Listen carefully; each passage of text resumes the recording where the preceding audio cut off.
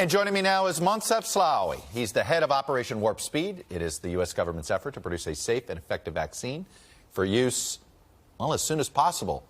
Dr. Slaoui, welcome to Meet the Press. And let me start with, look, there's been great news, both from Moderna and Pfizer. We know that Pfizer applied for this emergency authorization use. So the second the approval comes, walk me through how Warp Speed suddenly gets implemented. Who gets the first vaccinations? So the second the emergency use authorization is approved, the ACIP and the CDC will issue their recommendation for who will get the vaccines on a priority basis. That's very likely to be maybe healthcare workers, maybe first-line workers, maybe individuals that are at very high risk, elderly, people with comorbidities. We will have already identified with each state and Department of Health where they want the vaccines to be located. We cannot move the vaccine doses prior to the emergency use authorization. Within 24 hours from the approval, the vaccine will be moving and located in the areas where each state will have told us where they want the vaccine doses. And then it is each state that will decide specifically, based on the guidance from the ACIP and CDC, who they will vaccinate.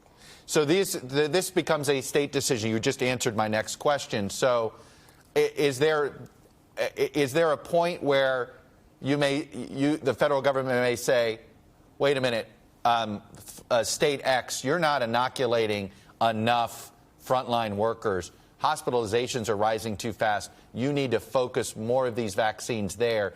If you see a state not doing that, is that something you would intervene and tell a state, look, we know we left this up to you, but you're not inoculating nearly enough healthcare workers? Well, first of all, the vaccine doses will be distributed on a proportionate basis to the population.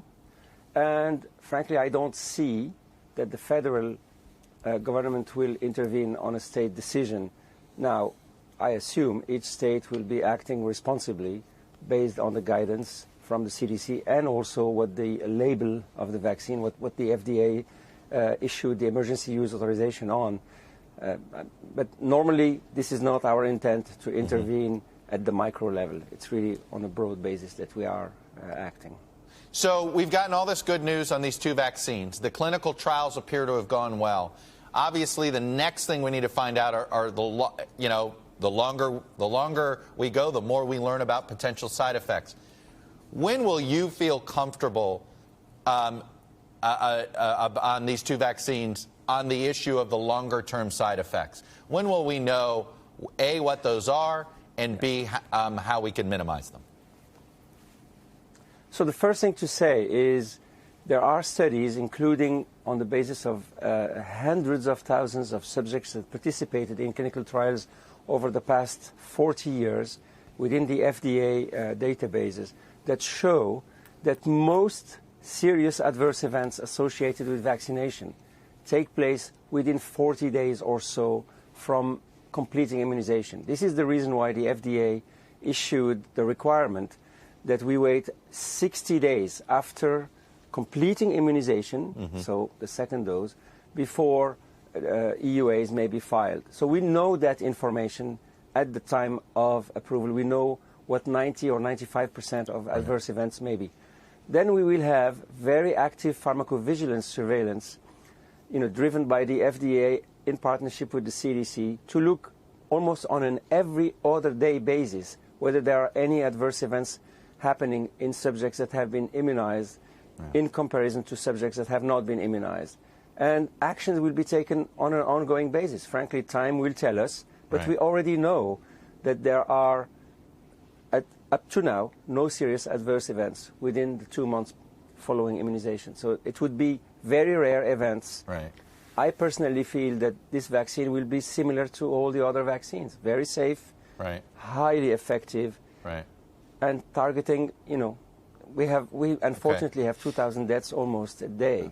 That's the risk that we know. The other risk is conceptual and most likely very small.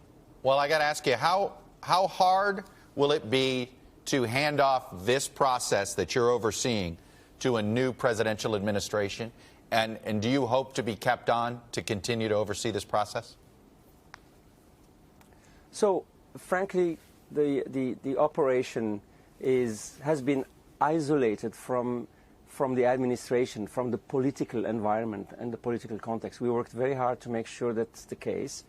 And therefore, all decisions are made, the train is running, whether one administration or the other doesn't frankly make a difference. I hope there is no disruption in any way.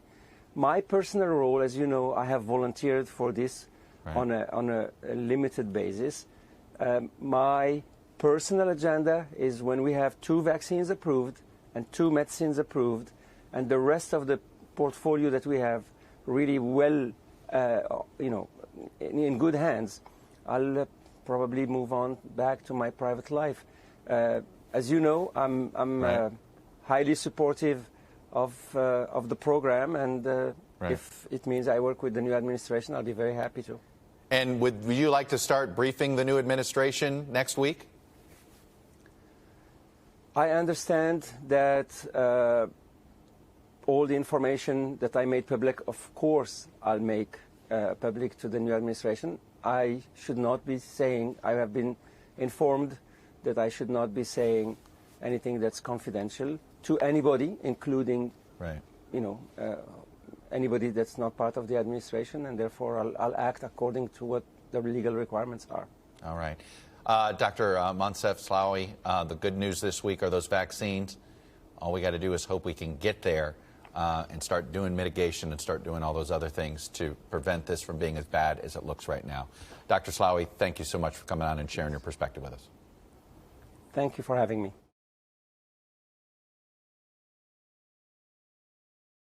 Hello from Washington, I'm Chuck Todd, and thanks for checking out the Meet the Press channel on YouTube. Click on the button down here to subscribe and click over here to watch the latest interviews, highlights, and other digital exclusives.